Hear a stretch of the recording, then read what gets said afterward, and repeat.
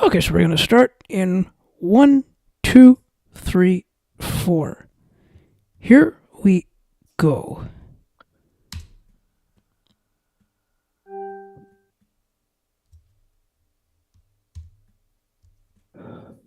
Okay, let's just have a look. Here are we. Yeah, everything is good here. Okay.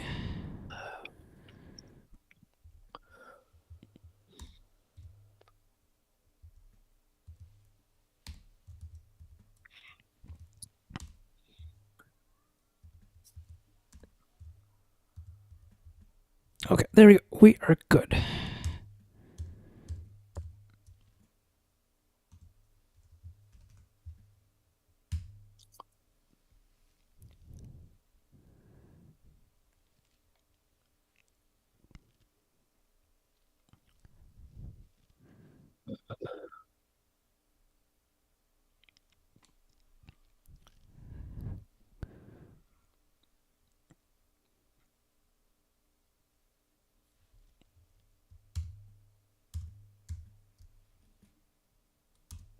Good evening. Today is Friday, July the 24th, 2026. And it's actually a birthday today. It's not mine, but it's actually whoever's celebrating a birthday. Happy birthday today! And I know one person that is. So, well, there's no shortage of conversation here. So we are here to talk some news and, of course, some politics. And Paul Daniels back on the show. Paul, thank you so much for joining me. We've got a lot of Pauls on the show here these last couple of weeks. Oh, you can never have enough. You can never have enough Pauls on your TV, on your program, my friend. And best wishes to the person out there who's celebrating a birthday on this day. Yes, actually, we'll give him a shout out, Joe Green. Happy birthday, Joe Green. Happy birthday. Good to be here, Ali. Pardon? Good to be here. Absolutely. Thank you so much. Now, let's talk about Trump and the disabled. What are your thoughts on what he's doing here? Well, last month, the Department of Justice memo from the Trump administration indicated that questioned whether civil rights protections for Americans with disabilities is still guaranteed and whether states should be obligated to provide community-based supports. And that came from an opinion from the Office of Legal Counsel from Trump White House, arguing that states do not have to provide in-home or community-based care to provide to people with disabilities who need support. And these services allow many disabled people the ability to live and learn and work at home in their own communities among family and friends. That's basic. I mean, that's community living. It's we keep them in the community longer, and this means that it is now the position of the United States government that people with disabilities don't have a right to be part of their own communities. I mean, this is based the right to have people with disabilities live in the communities came from a Supreme Court decision, and now this memo is essentially saying that isn't the case anymore. The government doesn't feel that it's their position that people with disabilities have that right. Why is it that they're, in your mind, that they're just kind of looking for ways to make these cuts in unnecessary, like in places that they shouldn't be? Now, of course, we have talked about in the past that that the administration always does things erratically. Is this sort of an example of that? It could be because I don't see any rhyme or reason to this decision. What do you gain by doing this? The only thing that I can see by this is that, and this is the thing that many disability advocates in the United States have indicated they're afraid of, is that cash-strapped states, if it was, will say, look, since we're not obligated to provide supports for living in the community, they say we can't do it, which will lead to de facto segregation through the reestablishment of the practice of putting disabled in institutions. And as we all know, you know as well as I do, Ali, that's what we're trying to do. People are trying to do for years: close down institutions and let people live in the community. Institutionalization is not a good thing, and in fact, there are many cases of abuses taking place in institutions, and this memo, if it follows through to the scenario that many advocates believe, could lead to the reestablishment of institutions, and that just doesn't seem like a good idea. No, I think all this is really going to do is it's going to create more problems than it's going to do any good, in my mind, anyway. It's a necessary read um, of trying to save money, of the idea of being efficient or whatever, or just they're going backwards. That's the whole thing. It looks like they're going backwards. All the progress that has been made over the past 40, 50 years is being ground to a halt and going back to the 70s or to the 60s. I don't think anybody really wants to go that far, but but this is a pattern though of what the Trump administration has been doing regarding people with disabilities since they assumed office in January of last year. Like they announced the discontinuation of providing American Sign Language interpreters at federal press briefings. So the White House will not provide ASL interpreters for report for at the press briefings or any other department within the federal government. There are proposed cuts to disability benefits for low income and older Americans, and the Department of Labor has a withdrawal of some minimum wage protections. So a person who is disabled could be paid below the minimum wage, and it would be perfectly legal, and there would be no uh, protections for people with disabilities from the Department of Labor under the Trump administration if their uh, proposal goes through. Yeah. Well, I feel like, see, they've been given this opportunities of doing whatever they want, and I feel like that's what the Supreme Court is letting them get away with, doing whatever they want, when they want, and what they want. It certainly seems that way. No one seems to be standing up saying they shouldn't do it. I mean, but sorry, let me modify that answer. There have been some courts, if not the Supreme Court, at least uh, federal courts and even uh, court decisions, state courts have made decisions against the Trump administration, saying they can't do certain things. But the Trump administration has shown they don't respect any court decision if it opposes what they want to do. So it's a question of where is this going and why is this being done? And I don't know why exactly.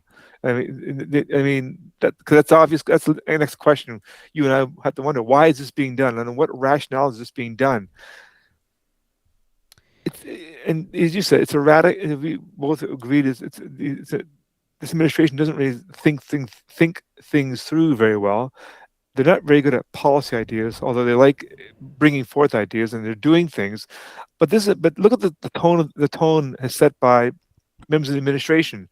It was member of I think it was last year, Robert F. Kennedy Jr., Home and Human Services Secretary, who more than once belittled the quality of life for people with autism, and then suggesting where they got it from, where they, so, that maybe Tylenol causes autism, and just reducing these serious issues down to ridiculous uh, controversies. And then, of course, Trump, I think, is the lead example. We all know how in 2015 he mocked the New York Times reporter who had a disability. He never apologized for that. He's called, just this year, he called Joe Biden, and this is his word, not his words, not mine, mentally retarded. Even his own, and just to give you an example, Hmm.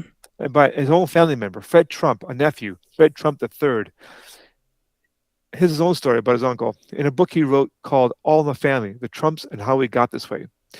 In the book, Fred Trump says he asked his uncle, Donald Trump, for some money to help with his disabled son's medical care. Fred's son, William, was born with a genetic mutation that altered his physical and cognitive development. To be fair, Mr. Trump, Donald Trump, had contributed financially to his nephew's son's care over the years. But like like any family with a disabled person will tell you, costs always mount. They always increase. Yep. And so in 2020, Fred Trump asked for more help from his uncle. And he quotes Donald as saying, I don't know. This is a quote. I don't know. He doesn't recognize you. Maybe just let him die and move down to Florida. Wow. That's Again, not. Yeah. then again, no denial from Trump on this statement. No comment from him. That just says a lot, I think. Oh, of course it does. Yep, absolutely. It speaks volumes. I mean, if when you hear that kind of thing, it explains why the department, why the Trump administration is doing what it's doing. Yep, And it just, there's no, good policy reason for this. It's simply going backwards. and they're using laws from 1930s on certain things. Indeed, they are using laws from the 1930s. They're trying to find any kind of precedent or any kind of legislation, however ancient it may be, to justify their policies. And again, especially, and it's not part of this particular subject, but the tariffs he announced recently, just this week, Yeah, some of them don't even make any sense. It will not even directly affect Canada. They don't. They're just like blanket tariffs on items that really don't, that may, in some cases, don't affect Canada. A lot of them do, but not all of them. It's like they didn't do any thinking about this, any planning. Again, they're not particularly good on policy ideas. They're good at making decisions and making laws, no matter how poorly formed they are. But you need to have good policies to implement them, and they haven't done that. They haven't thought that through.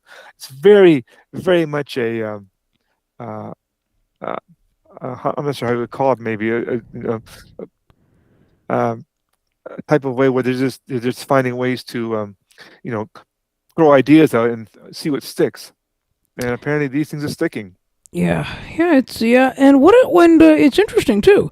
It's crazy Mhm. a little bit, but what has the individual states said about this memo? There has been no official comment from states. No one's making a statement. No one's saying anything yet. It's still. I think people are still trying to grasp what it means in terms of what states want to do this. I don't think any state really wants to go back to using institutions, because institutions are ideas from the past. You just can't institutionalize everybody.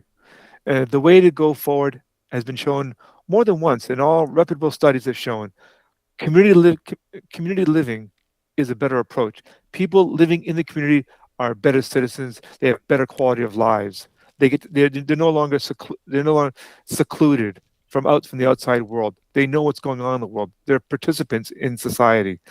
And with proper supports, a person with disability can live regardless of disability, can live well and live with dignity and respect.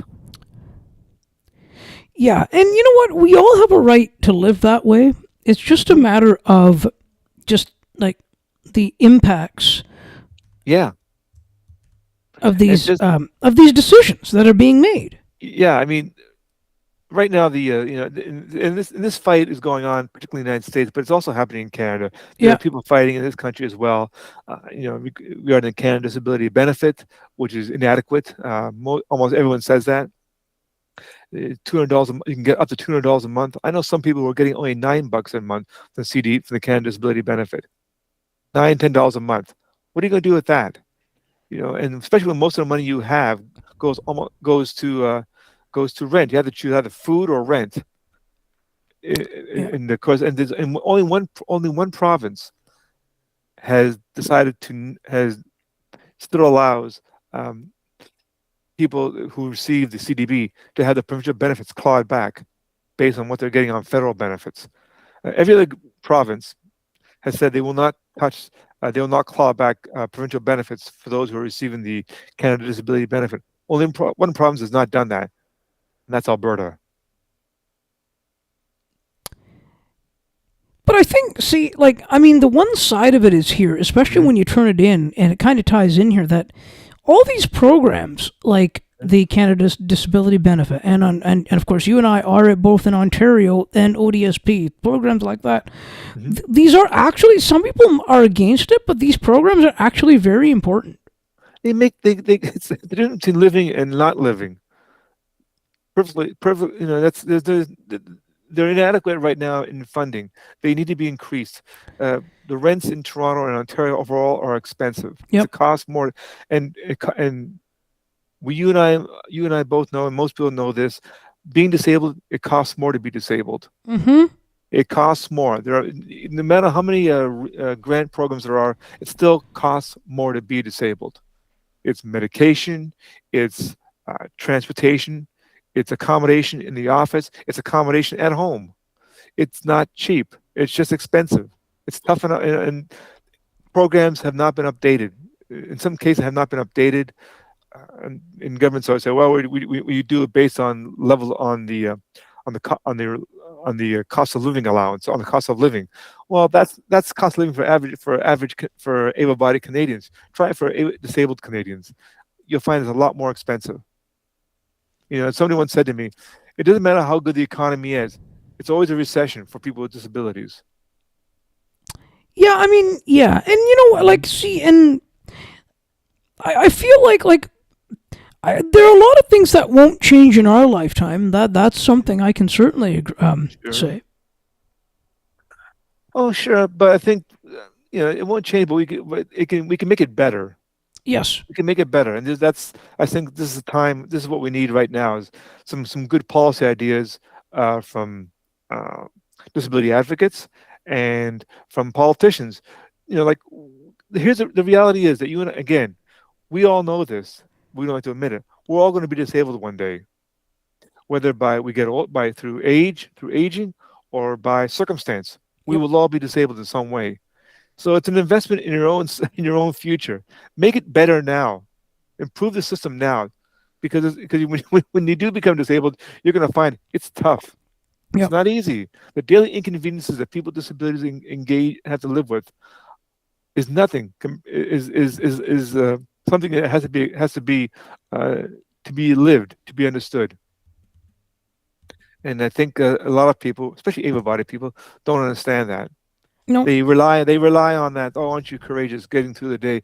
Well, it's not easy getting through the day. It's tough. Yep. It's tough. And it wears you out. It does. No one's asking for a free lunch here. It's just making just a little bit easier. Yep. And I think in this case, the federal government the United States, most certainly in the United States, and certainly here in Canada, and the provincial governments could do a lot more on that. They could do a lot more. For whatever reason, they've chosen to not do it.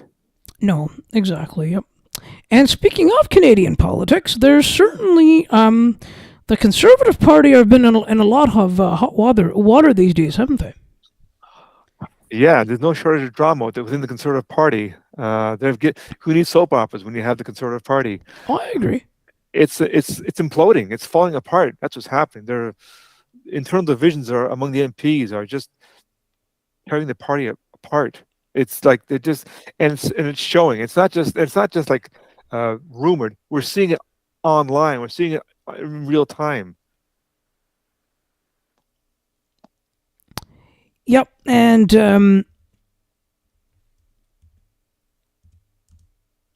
so and do you feel and what's and what is conservative leader Pierre Poilievre doing in all this?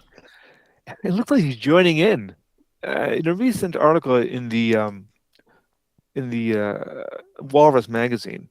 Dan Robertson wrote that uh, at the recent Calgary Stampede, Pierre Poilievre celebrated uh, the victory of Carrie Lynn Findlay as the new conservative leadership, as the new conservative leader in British Columbia, as a win, as he says, over liberal lobbyists from out east. That's what Poilievre said. And the people he described were not liberals; they were uh, officials, advisors, and consultants who worked for the Ford government. Once again, emphasizing division between the Ford conservatives and the Pierre Poilievre people. And and the thing is, what happened when Mr. Poilievre said that at the Calgary Stampede was that there were uh, online arguments uh, among Poilievre communication people and former Poilievre people, former current members and former Poilievre communication directors arguing back and forth online. Again, it was in front of everybody, in front of the whole world to watch. And one thing Mr. Poilievre is doing, he's making statements and holding press conferences, and they sound like as if he was this is still 2024, when he was over 20 points ahead in the polls, and Justin Trudeau is still prime minister. He hasn't. It seems like he just can't get over the fact that Mr. Trudeau is not prime minister anymore. And in fact, it's become so rancid that um, Brian Lilly in the column in the Toronto Sun wrote, wondering if Mr. Polyev is serious about winning the next election. And a former advisor to Mr. Polyev said he has never been more depressed about the state of conservative politics in this country. That tells you a lot. I mean, the party is falling apart. Yeah, I mean, do you see him now? The In the opinion of you, in your opinion, Yeah, do you see him, Pierre Polyev, lasting um, I really don't. I mean, into the I next really election? don't. I really don't know. I really don't know because he's popular, and this is the thing. This is something rather odd. He's popular with his own people, but beyond his base, he's not. I mean, a recent poll from Nanos in July 14th, Nanos poll had as a preferred prime minister Mark Carney at 51.5%, followed by Polyev at 23%. Oh boy. Yeah, and even Ivy Lewis is gaining at 5.3%. I mean, and he's the leader of the NDP. He's not. He's just started. Uh, I mean, Mr. Polyev, his numbers are not getting bigger; they're getting worse in terms of um, voter preference. And nothing. He's not. He's just seems to be going reverting back to his style as being the Ripper, tearing things. Attacking, attacking, attacking. When in fact, this is a time he should be building a foundation, uh, tightening up his caucus, and getting some good policy ideas. But it's hard though but it's a real challenge though because it's affecting his party members as well.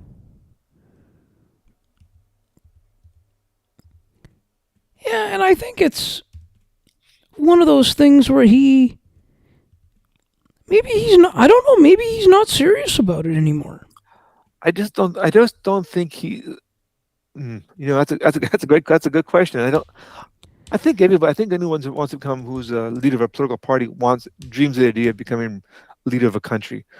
I think he wants it. I think he wants that job. I think sure. I think he has that desire. He's ambitious, but I think he's just showing poor discipline, and it shows because he has shown along with House Leader Andrew Scheer and the party whip Chris uh, Workington, they've demonstrated poor caucus management, and because of this, the MPs are getting restless. A lot of them are thinking, "Oh, gee, 4 more years until next election to be in opposition." And they have 4 years to show themselves as a government in waiting, and they're not doing that. And some of them are just, and they're showing the MP themselves are showing some very little discipline in the party message, whatever that message is now. I mean, just recently, you had two MPs, two conservative MPs from Alberta, arguing online about the Pathways pipeline that was announced by Premier Smith, and I think it was David Eby, I think it was, or perhaps Mr. Ford, and one was in favor, one was against. They're arguing about it again online, and then you had conservative MP for Oshawa, Jamil Javani. He wants to fight. He wants to have a culture war here in Canada. He spent an inordinate amount of time uh, in June targeting Mark Carney's appearance at the Toronto Pride Parade last month. And they're not just arguing behind closed doors. They're going online through social media posts, and it looks like a gong show. No one's in charge. Is it And fair to ask the question sure. that? Is it fair to ask this question now that?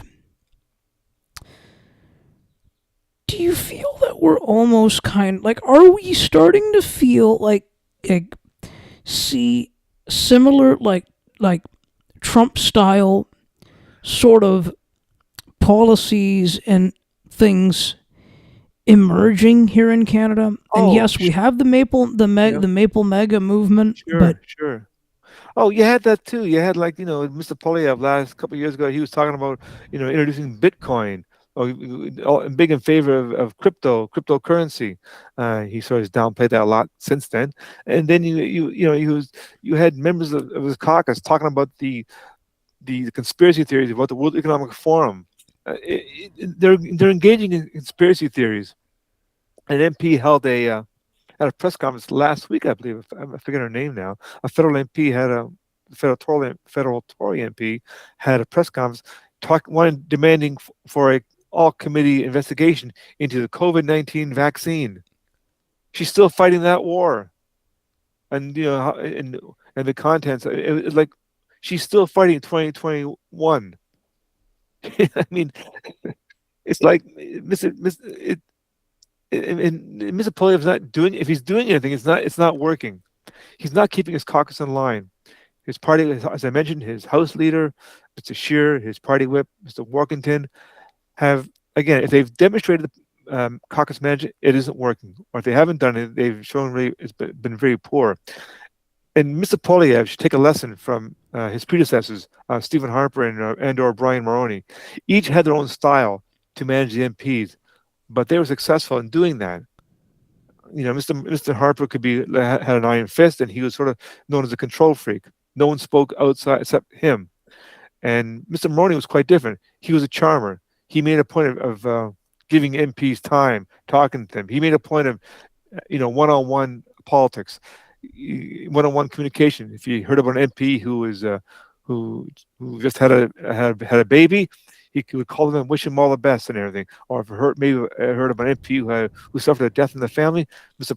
Mulroney would send a note or send a personal call, make a personal phone call and say, send his condolences and talk to them. Mr. Mulroney was very, very good at that on one-on-one. He was very much a charmer. It wasn't fake. It was, Mr. Mulroney was like that. He had that way about him. I've met people.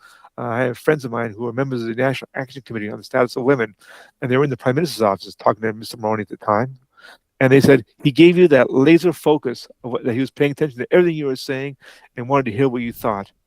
He was very good at that. And so, again, two different styles. Mr. Mulroney was more of a soft, more of a more diplomatic approach, more of a up-close approach. Mr. Harper's was more iron-fisted, but both worked. But one thing Mr. Harper and Mr. Mulroney had to offer that Mr. Poilievre cannot do is being in government.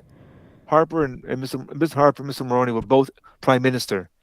Mr. Poilievre is not, and that's hard to keep your caucus in line. And actually, it was interesting. And actually, Poilievre was actually part of Stephen Harper's. He was part of his caucus, I think. He was part of the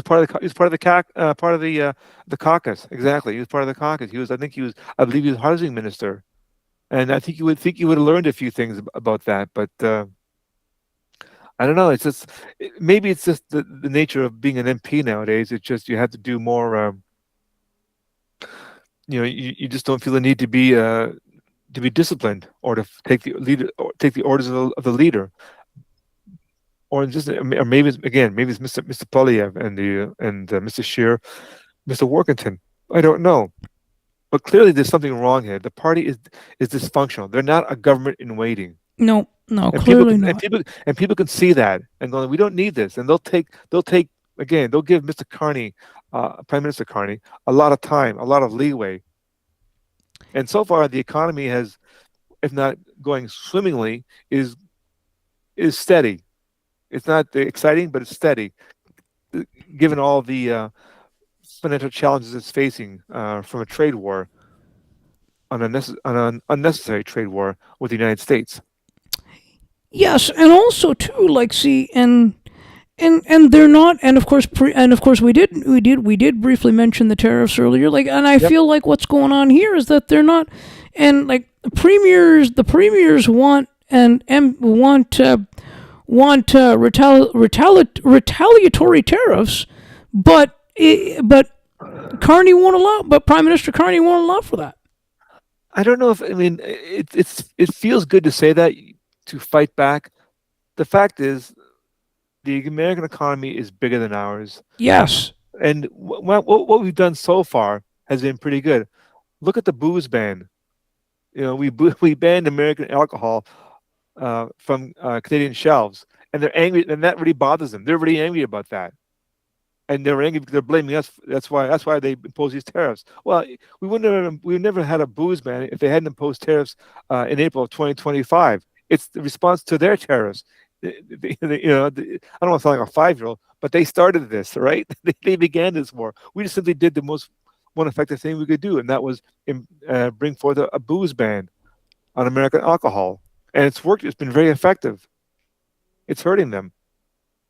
Of course, And yeah. and of course, and the answer is listen. And he's also trying, and Mr. Trump and his negotiators are trying to squeeze Canada to get everything they want, and they're not, and we give as little as possible to us. It's a Trump style, right? It's not a question of diplomacy, give and take. We both sides give up something in return for both sides getting something. He doesn't want that. He wants to win. He wants to be seen to be a winner, and whether or not you are is irrelevant. Yes, yeah. And Yes. I So don't feel, and that's one thing too. Like, I mean, we're not. I feel like we're at the end of free trade, to be honest.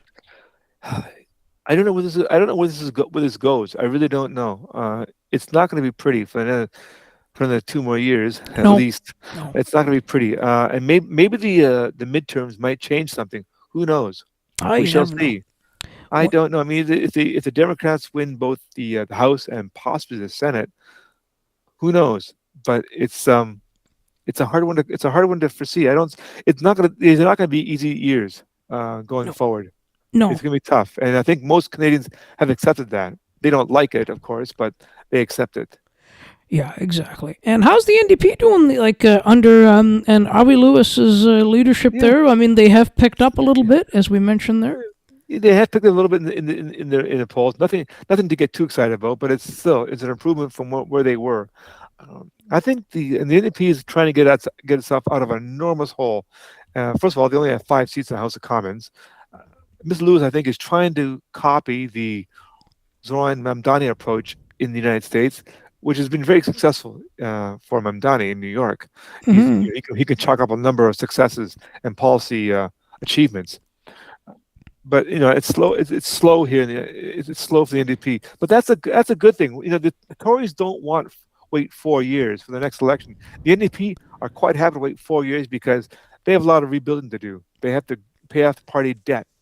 They have to, uh, you know, develop some policies.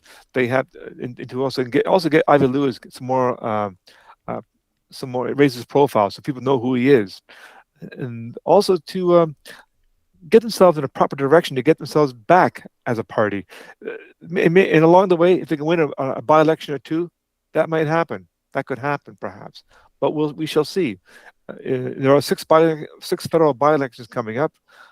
I think Mr. Lewis is trying to do a good job in that. He's talking about, this because Carney is sort of right of center, a blue liberal, they say. It leaves a lot of room on the left for the NDP and the Greens. So they're talking about. Mr. Lewis has made a point about AI. Maybe making regulations about artificial intelligence to speaking about the dangers of that. Also, again, workers who could be lost by AI. There are a lot of issues out there that the NDP can focus on. They're traditional issues they can focus on that people will be listening to because every government has a certain shelf life, and Mr. Carney will not be on top forever. He will face some challenges.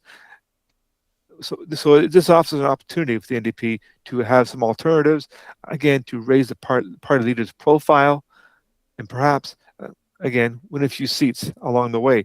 If they can win a by-election or two over the next couple of years, I think that would be very helpful. First of all, for the party itself image, also for the party spirits of the members. They need to have a win here and there, and if they can see that Mr. Lewis is gaining in the polls, showing some signs there.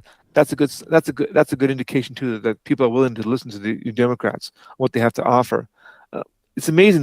Whether the Tories are the second party or the official opposition, they're totally falling apart. So it seems the NDP has a chance to become more together and to offer some ideas. It's an opportunity for them. It'll take a lot longer. For the NDP, 4 years until the next election is a good thing. The Tories, 4 years until the next election is a bad thing. Yeah, because I think it's only gonna, if the current leader. I mean, they're gonna have to find ways to rebuild the party now after Of this, course. and And under the current leadership, I see it kind of continuing to go in the way that it is. Yeah, I don't. I'm not sure in regards to Mr. Polyev. I don't know where it's going. I mean, Mr. Lewis is showing a definite position, and he made just recently met with the NDP leader of Alberta, Mr. Nenshi, which is a good sign. And at first they they sort of announced a disagreement and all, but they made a point to be seen together, shaking hands and talking about. So that's a good sign to try to build bridges. Mr. Polyev needs to do that himself within his own party, impose some discipline, uh, not just on terms of how they behave, but also just on messaging and to develop some ideas. They have 4 years to do this. They take a lesson. You got 4 years to develop some ideas, some good ideas. Stay away from the conspiracy theories. Don't waste your time on that kind of thing. Focus on reality, the real issues out there, the issues that maybe the liberals aren't talking about. For an example, how about make an issue about the Canada Disability Benefit? Why not raise it? Make an issue about that. That'd be a good issue to raise, I think. And we're Oh talking yeah. about the disabled, right? Who never get much attention by the political parties. Well, there's a good issue right there for the NDP and for the Conservatives to raise awareness on. This, Yep. I never heard. Have you ever heard a speech by Mr. Polyev on people with disabilities? I mean, he may have made on an issue, and Mr. Polyev, to be perfectly candid, has a son, has a son, I believe, who is disabled. So he has spoken in favor of the changes that Mr. Carney made regarding the making it easier for people to apply for the disability tax credit. So he's never been opposed to it, but raise it an issue, make it an issue, make it something that's on the front page that people notice. Because if they don't notice it, they don't talk about it. And you're looking for ideas. There's an idea. The largest minority group in Canada are people with disabilities. It cuts through every demographic that the Liberals and NDP and the Conservatives cater to, but some other disabled are always left out. You know, try that. Try talking about that and making a case for that. It may help because as the baby boomers age, and as other demographics age, people within other demographics age, there'll be more people with disabilities applying for assistance. Oh So yeah. why not make it an issue? And that kind of issue would affect more people, and I think more people would listen. That is an opportunity for both political parties to seize on. And I'm not sure if they're going to do it. I really hope they would, because it's there. It's waiting to be touched on, and I think it's long overdue. With disabilities have waited far too long. It's their time to be heard. Yeah, I mean, this whole thing, I think it's going to be interesting. Hey, but you know what? This is good. It keeps us talking. So they're doing something right. Okay, that's good. That's a good thing. That's right. You There know, are benefits. There are benefits. There are benefits. absolutely yes. And Premier Ford back to Ontario. He's been That's under some questionable expenses by his cabinet. nasty What do stuff. we have to say here about that? Well, it's gripping Ontario Queens Park as one of, I think it was Global News as you've been reporting. There's been a divide being created in the Conservative caucus among the Ontario members, as members are getting quite angry about the unintended consequences of their colleagues' actions and the way Doug Ford has been handling the situation. And just today, a second internal email reveals that Progressive Conservative Party gave its MPPs permission to bill taxpayers for hotel rooms as early as 2022, and MPPs were told to keep it in the quote in the strictest of confidence. And here's another reality: a survey came out saying fewer than 1 in 4 Ontarians approve of Doug Ford, the job that Doug Ford is doing, as Liberals maintain a lead. They're now first place in the opinion surveys. Liberals, who don't even have a leader at the moment, and they're in first place. Doug Ford's Conservatives are in second. What does that tell you? People are Eh, getting tired of this. yeah. It's a complacency that can happen to any government, but it's particularly galling for many people, especially when Premier Ford, constantly speaks about saving people's money, putting more money in people's pockets, and taking a populist approach, saying, "I know the common man, what the average voter wants." and yet here he is. Um, his MPs are spending like there's no tomorrow for their own on their own personal expenses. You know, Yeah, exactly. And An MPP, one yeah, who's 6 kilometers away, is taking a hotel when he can go home with a driver. yeah, How is that possible? yeah, it makes no sense. Makes no Poor sense. judgment. Poor judgment on their part. Yep. I mean, here's because everyone knows. I mean, MPPs know that all expenses eventually become public. If a newspaper or a media organization wants to find out, make an access to information request, they can find that out. They can find out the expenses of a certain MPP or how a certain cabinet minister spent a certain amount of money. This kind of thing does not stay secret forever. It does get out, and it's embarrassing for the MPs, for the MPPs, as we saw with one of the members. I think it was um, uh, I forget his name, Mr. Stan Cho or Michael Cho, who had to resign his portfolio last week over expenses. Yeah, and I mean it Poor seems. judgment on their part. Yeah, exactly. Yep. And the liberals, like they seem to like they've got John Fraser in as interim leader. They Correct. seem to like him as the interim guy. Well, it seems that way, but they have some good quality candidates coming up. The Ontario Liberals. One of them is Navdeep Bains, who to declare right now, he was my member of parliament when he was a member of the federal Liberals. He's a serious person. He'd be a good one, and he would be a serious a good candidate. That is, in terms of he's got experience, he has some ideas, and he would be certainly a good choice. And he was an effective MP when he was on the federal level. So there's no reason why he's not a leading contender or a contender for the job of Ontario leader. There are a couple of other MPPs who are thinking of running. So there's a lot of excitement, quietly developing, because if the polls continue to show this trend that the Liberals are in first place, even without with an official leader, they this could be very could lead many MPPs to think maybe I should run for this job.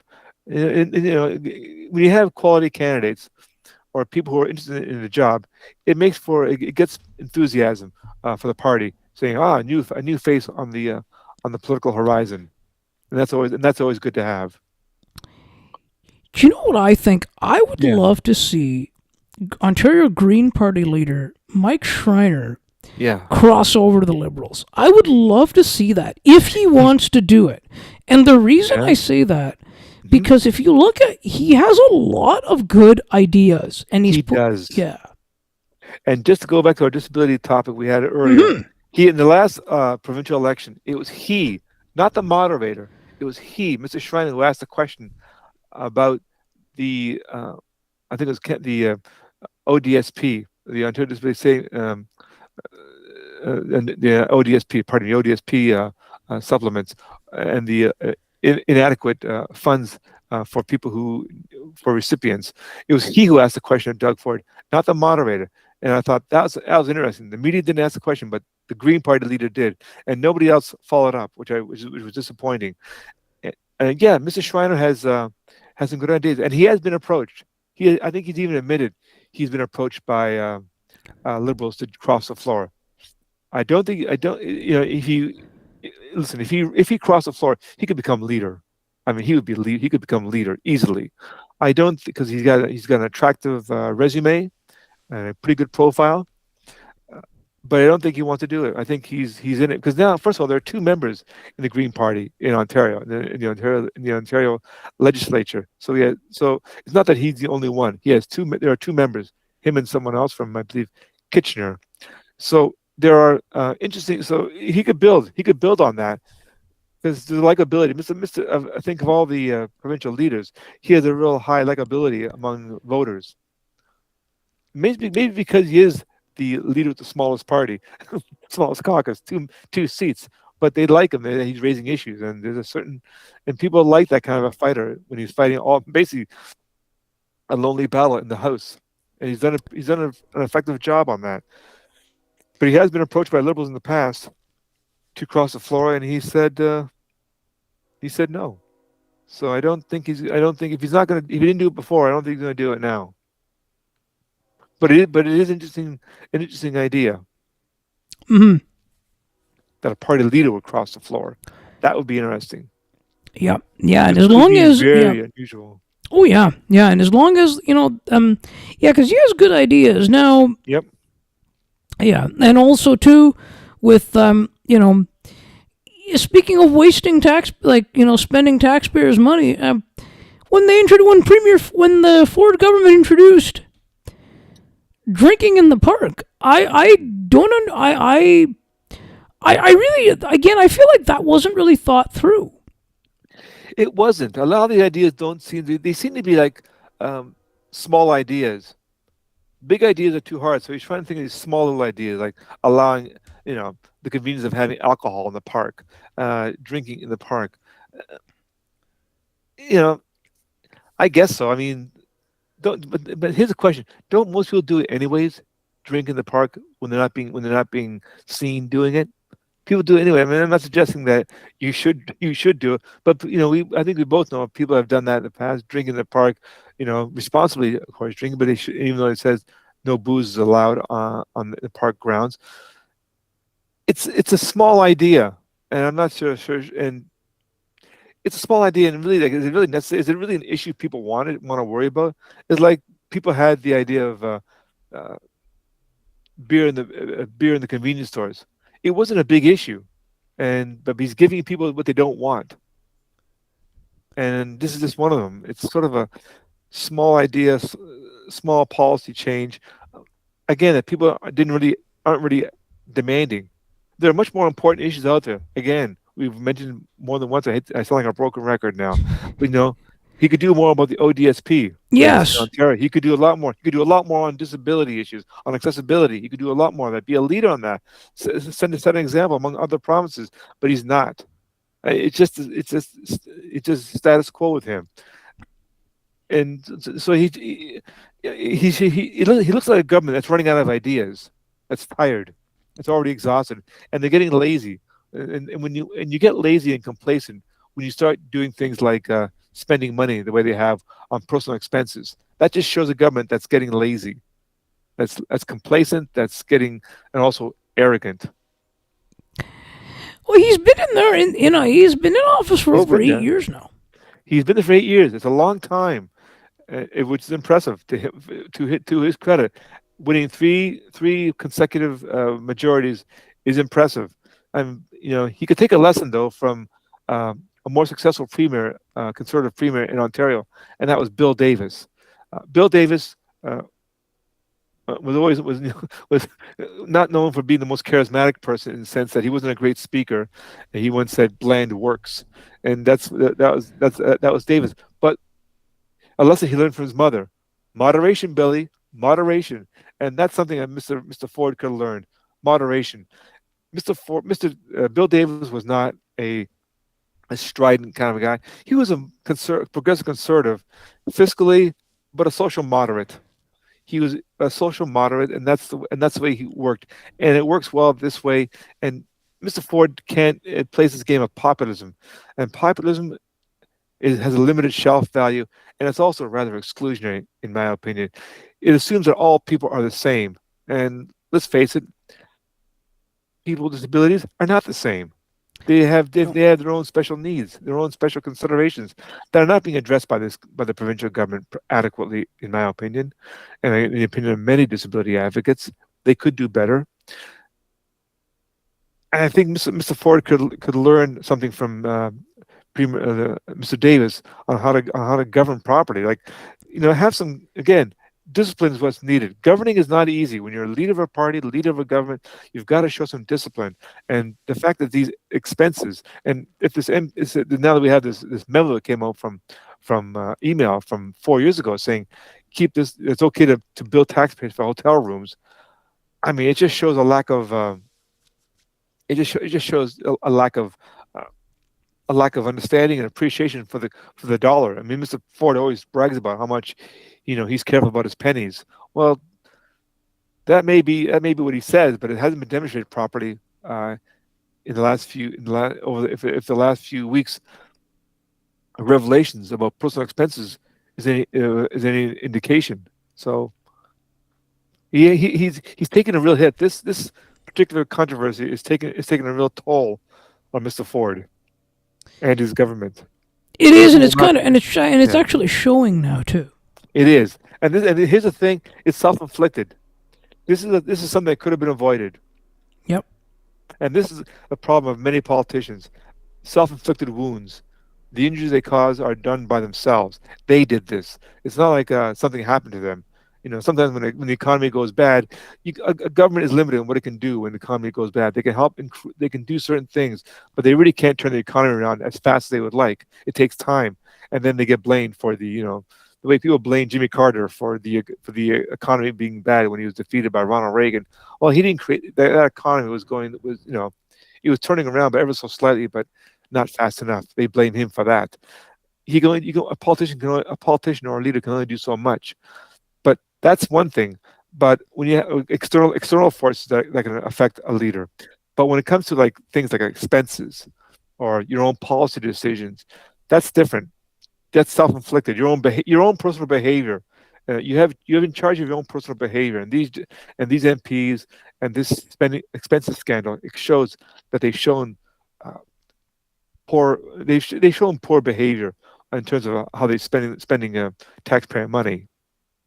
No one's against a politician having taking a hotel when the weather's bad and they have to get home, taking a hotel perhaps. That's one thing in bad weather, but not like this. This just seems like they just didn't want to go home. It was easy for them to go to a hotel and get Blue Jay tickets. And one MP even used money to buy from the writing associations, from their own writing associations, to buy ads in newspapers. I mean, this is madness. The amount of money that some writing associations have is one thing, and they're using it on personal expenses for the MP. Uh, This I, this just sounds odd to me. It's a poor, that money is given by donors, um, you know, taxpayers, for the writing associations, and also for people who pay taxes to the government. And if you're an MPP, you have a responsibility to spend wisely. If you're a politician, if you're a member of the government, you have a responsibility to spend wisely for your own personal expenses. And these expenses are a poor reflection on the entire caucus. That may not be very fair, but that's how most people are going to look at it. And the premier's office has been handling it rather poorly, and they need to do a better job. And I'm not sure exactly what that is exactly. No, no. Yeah. And the other thing to kind of point out here is that Mr. Ford he took advantage of the popularity in the polls and called the election early. Well, that's the gift that he had, and I always say to people, if people didn't like it, if people really hated it, they wouldn't have given him another majority. No, you're right. But he got a majority, right? I mean, winter campaigns in Ontario. What a good idea! What a middle. I mean, how many snowstorms did Marit Stiles as NDP leader, or Mike Schreiner, or the Liberal leader at the time, like Bonnie uh, Crombie. Miss Crombie? That's right, Miss Crombie, who's now running for mayor of Mississauga again, and Premier Ford. How many snowstorms they go through during the winter campaign? I mean, quite a few. Yeah, winter campaigns in Ontario, not a good idea, but that was the strategy, right? Let's call it now. Call a snap election. But that wasn't really a snap election because everybody knew for about a year before that Ford Mm-hmm. was thinking of considering calling an election, and and both the Liberals and the NDP looked like they weren't ready, and they should have been, because this wasn't a surprise. Everyone knew that Ford was planning, was thinking of calling a snap election. You always, when you hear that kind of rumor, get your party ready, get the campaign buses ready, get the commercials ready, get the slogans, get the policies ready. And it just seemed that they weren't. It just seemed a little bit that they were not ready. Um, it's something that both parties um, should have been better prepared for. Yeah, and well, we've got till And about 2020. We got about 20, till 2029 or so. yeah, 20. I think it's 2030. A constitution till 2030, if you can believe it. Oh, 5 years. He has 5 year mandate. He can go the actual 5 years. He may not. He may call an election in 2029, but he yeah, has a 5 year mandate. That's 12 years of Tory rule, which by yeah. then I think I think people will be looking for a change. I think. Yeah, but no, I think I like one thing before we sort of. Do you Sure. see him running for the federal conservative leadership? There has been talk about that. Mm-hmm. Some speculation about that. The only problem is, and I don't think he would be bad. He would be he would not make it interesting. But one problem is he would not do well in like in Quebec, for example. He's not bilingual. Right. He's not bilingual,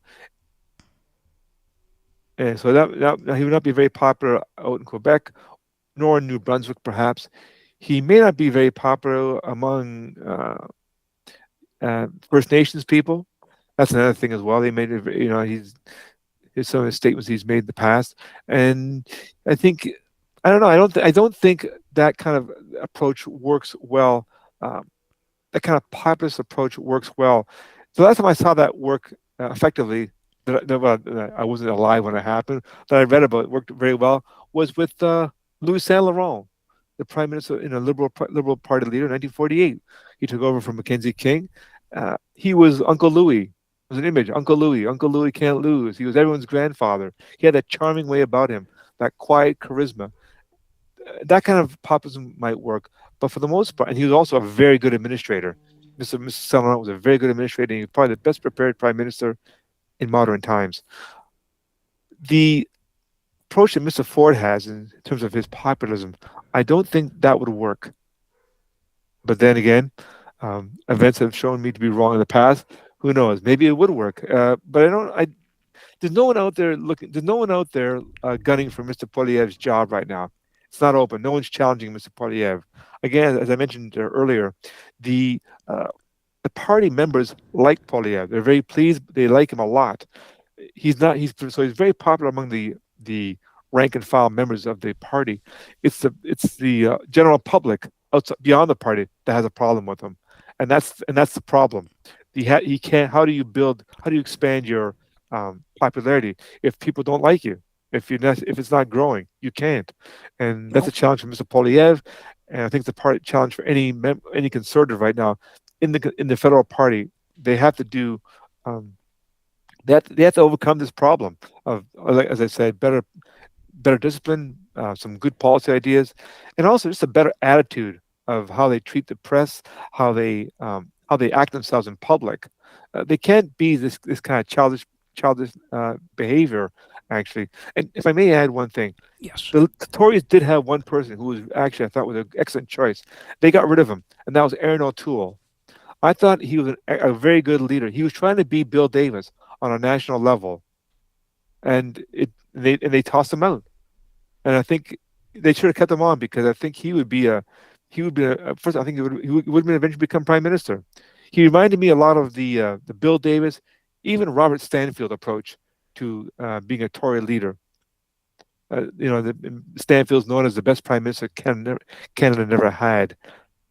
There's a reasonable good case for that. I think Mr. O'Toole was denied a second chance. He should have been given a second chance.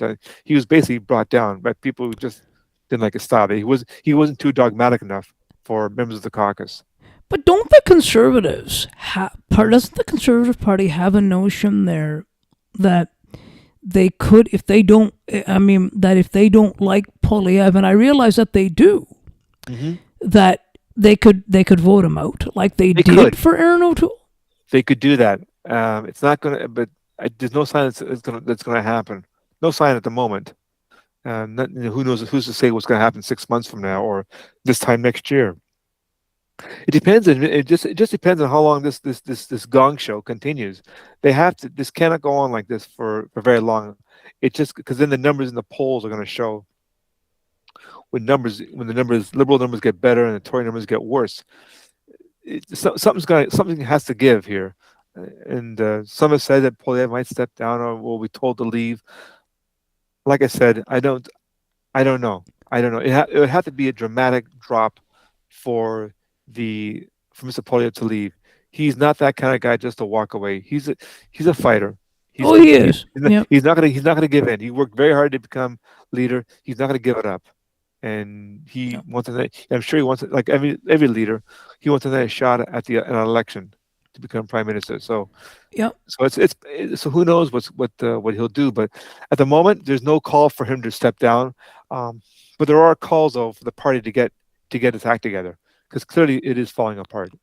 Yeah, it is, and yeah, and of course that was also. I don't know if you read Andrew Lawton's book on Pierre Poilievre's political life, but Right? it's certainly like that. That's the messaging in there too. That he would just that Poilievre just he wants to just get it done. Yeah. He's good. He's good. Yeah, he wants. I mean, the man has a. He's ambitious, like all politicians are, Yeah, and which again, not a crime, not a problem. But there's a way of getting to the top, and his Ripper approach that he used during the Trudeau years does not work with the Carney approach. Since Carney is sort of a blue liberal, he has to find a different approach. He has to be seen as a legitimate alternative choice as prime minister, and so far he hasn't done that. He looks no, small compared to Mr. Carney, and he has to try and raise his profile and his stature in a way that people will take him seriously. Because right now the polls indicate that people aren't even. He's not even in the consideration. Mr. Carney has it walking away right now. absolutely yes. And we'll be back again, and we have a few shows next week as well. We've got we do have a books panel coming up next Friday, and Paula, you'll be here for that. Indeed, I will. We will have Living Disability. I think it's edited by Emily McCrae, I believe. Correct. Yeah, Emily McCrae, and of course we've got a couple of shows next week. We've got a show next week as well here. And Paul, I know you'll be paying attention, and I look forward to doing another politics chat with you real soon. This was a lot of fun. This was great. Oh, it's always a pleasure, Ali. Yes, we'll do it again.